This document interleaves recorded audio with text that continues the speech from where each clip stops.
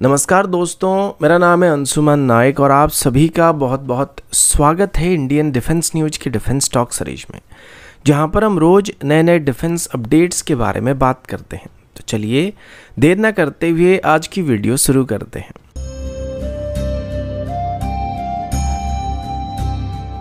आज की पहली अपडेट एक्सप्लोजिव मटेरियल को लेके है और मिलिट्री वेपन की बात करें तो इसमें हम TNT या उसी सेगमेंट के बाकी एक्सप्लोसिव के बारे में बात करते हैं। अभी एक दिन पहले एक खबर सामने आया था जिसमें बात बताया गया था कि भारत की एक private sector company solar group की तरफ से एक ऐसी एक्सप्लोजिव मटेरियल को डेवलप किया गया जो कि TNT से लगभग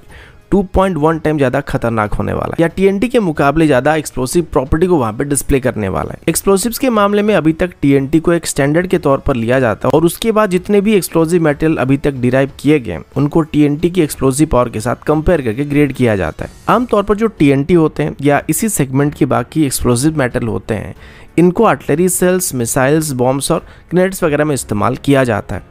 या वॉरेट बनाने में इस्तेमाल किया जाता है। और आज की ग्लोबल स्टैंडर्ड में जो एमुनेशन बनाए जाते हैं या वॉरेट बनाए जाते हैं उसमें जो एक्सप्लोजिव मौजूद होता है वो TNT इक्विवेलेंट से लगभग 1.2 या 1.3 टाइम ज़्यादा होता है। अब भारत की बात करें तो भारत के पास जो एक्सप्लोजिव मेटल मौजूद है या भारत जिस स्टैंडर्ड की एमुनेशन को इस्तेमाल करता है उसकी एक्सप्लोजिव पावर TNT से लगभग 1.5 टाइम ज़्यादा है और ये सभी इंडियन स्टैंडर्ड की एमुनेशन में इस्तेमाल किए जाते हैं। लेकिन अभी सोलर ग्रुप की तरफ से जिसने एक्सप्लोजिव को डेवलप किया गया उसका नाम CBEX-2 रखा गया और ये सेम अमाउंट की TNT से लगभग 2.1 टाइम ज़्यादा खतरनाक होने वाला है। इससे होगा ये कि अगर हम हमारी एग्जिस्टिंग एक्सप्लोजिव मटेरियल को इससे रिप्लेस करेंगे या TNT की जगह पर इसका इस्तेमाल करेंगे तो हम एग्जिस्टिंग वेपन की वेट को इंक्रीज किए बिना उनकी फायर पावर को बेहतर कर सकते हैं या उनकी एक्सप्लोसिव नेचर को बेहतर कर सकते हैं। यानी कि पहले जहां पर हमें 2 kg TNT की जरूरत पड़ती थी वहीं पर अगर हम 1 kg CBEX-2 का इस्तेमाल करते तो हमको सेम रिजल्ट वहां पे देखने को मिलेगा। इस मटेरियल को भी दुनिया की सबसे खतरनाक एक्सप्लोसिव की लिस्ट में ऐड किया जा रहा है जो कि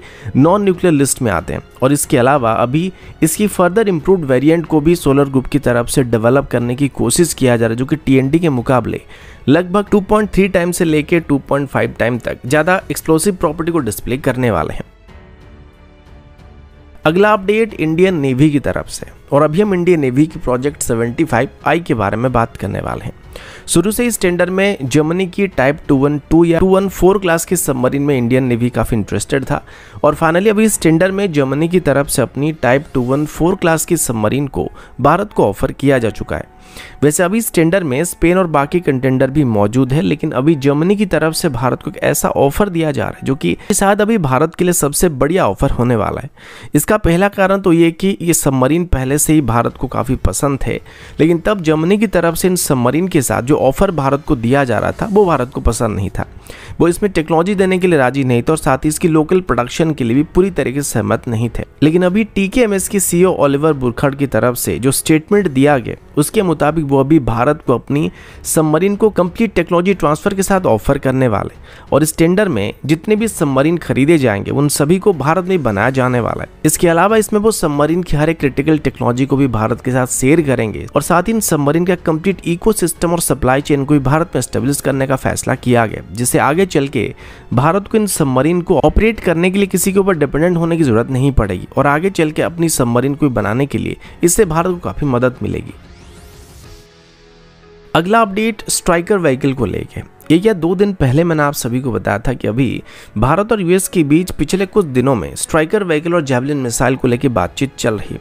और अभी ये बात लगभग कंफर्म हो चुका है कि भारत 300 के करीब स्ट्राइकर व्हीकल को खरीदने के लिए बातचीत कर रहा है। लेकिन अभी इस व्हीकल में इस्तेमाल होने वाली इंजन को लेकर कुछ दिक्कत सामने आने वाली है। दरअसल अभी स्ट्राइकर व्हीकल के अंदर जिस इंजन का इस्तेमाल किया जाता है वो कैटरपिलर की C7 इंजन होते हैं और ये इंजन मैक्सिमम 300 HP की पावर को प्रोड्यूस कर सकते हैं। लेकिन इंडियन आर्मी इस इंजन से खुश नहीं है क्योंकि भारत की जिस तरीके की जियोग्राफिक कंडीशन है, खास करके लद्दाख में, सिक्किम में या फिर अरुणाचल प्रदेश की साइड में ऑपरेट करने के लिए हमें ज़्यादा ताकतवर इंजन की जरूरत पड़ती है। सेम स्टैंडर्ड की बात करें तो हमारी DRDO की WHV व्हीकल में 600 हॉर्स पावर के इंजन का इस्तेमाल किया जाता है जो कि स्ट्राइकर व्हीकल के इंजन से लगभग 2 गुना ज़्यादा ताकतवर है। तो अभी इसी बात को लेकर इंडियन आर्मी की तरफ से US के साथ बातचीत किया जा रहा है। वैसे अभी कैटरपिलर की तरफ से अपनी C15 और C13 सीरीज के इंजन को भी भारत को ऑफर किया जा रहा है जो कि 595 और 535 HP को जनरेट कर सकते हैं और इन दोनों में से जो भी इंजन भारत सिलेक्ट करना चाहता है उसको भारत में लोकली TOD के साथ बनाने का ऑप्शन भी कैटरपिलर की तरफ से दिया जा रहा है। इसके बाद क्यूमिन की तरफ से भी अपनी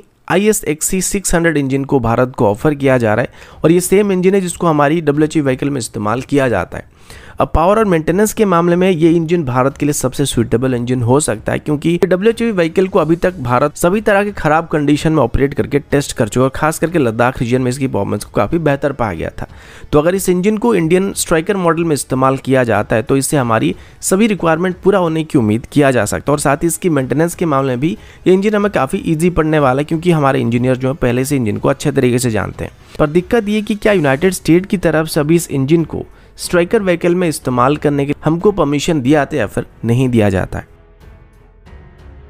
अगला अपडेट एंटी रेडिएशन मिसाइल की तरफ से, और अभी हम इंडियन एयरफोर्स की X-31P या KS-31P मिसाइल के बारे में बात करने वाले हैं।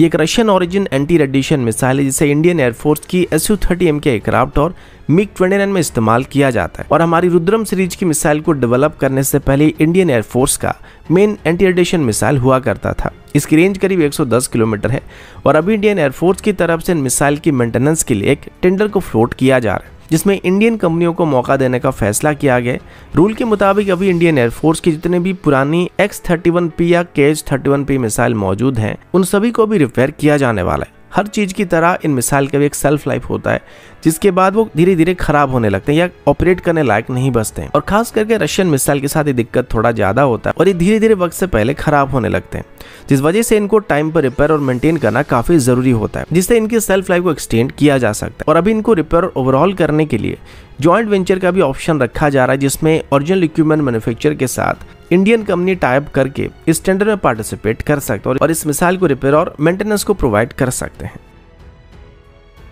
अगला अपडेट कलवरी क्लास की सबमरीन को लेके, जो कि वर्तमान इंडियन नेवी की सबसे मॉडर्न कन्वेंशनल सबमरीन है। लेकिन इन सबमरीन में एक दिक्कत भी है, क्योंकि इन सबमरीन में AIP सिस्टम मौजूद नहीं है, जो कि इनकी ओवरऑल एंड्योरेंस को थोड़ा कम कर देता है। वैसे जब इन सबमरीन को बनाना स्टार्ट किया गया था तब इनमें AIP सिस्टम को इंटीग्रेट करने का प्लान किया गया था, लेकिन हमारे पास कोई एग्जिस्टिंग AIP टेक्नोलॉजी मौजूद नहीं था और हमें इन सबमरीन की काफ़ी ज़रूरत थी, जिस वजह से इनकी कंस्ट्रक्शन के टाइम पर इनमें AIP सिस्टम को इंटीग्रेट ना करके बाद में इसमें इंटीग्रेट करने का फैसला किया गया था। इस बीच DRDO की तरफ से एक AIP सिस्टम को इंडिजिनसली डेवलप करना स्टार्ट किया गया था और अभी DRDO की तरफ से डेवलप किया गया AIP सिस्टम लगभग पूरी तरीके से तैयार हो चुका है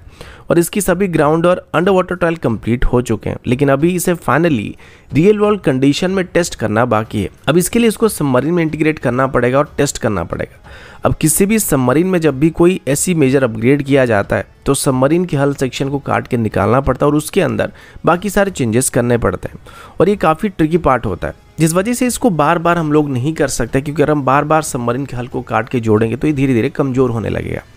इसी बात को ध्यान में रखते हुए ये फैसला किया गया था कि जब कलवरी क्लास की सबमरीन की मेजर रिफिट का समय आएगा तब इनमें DRDO की तरफ से डेवलप किए गए AIP सिस्टम को इंटीग्रेट करके टेस्ट किया जाएगा। और अभी INS कलवरी की शेड्यूल रिफिट का टाइम आने वाला और 2025 में इसको ड्राई डॉक करने का फैसला किया गया।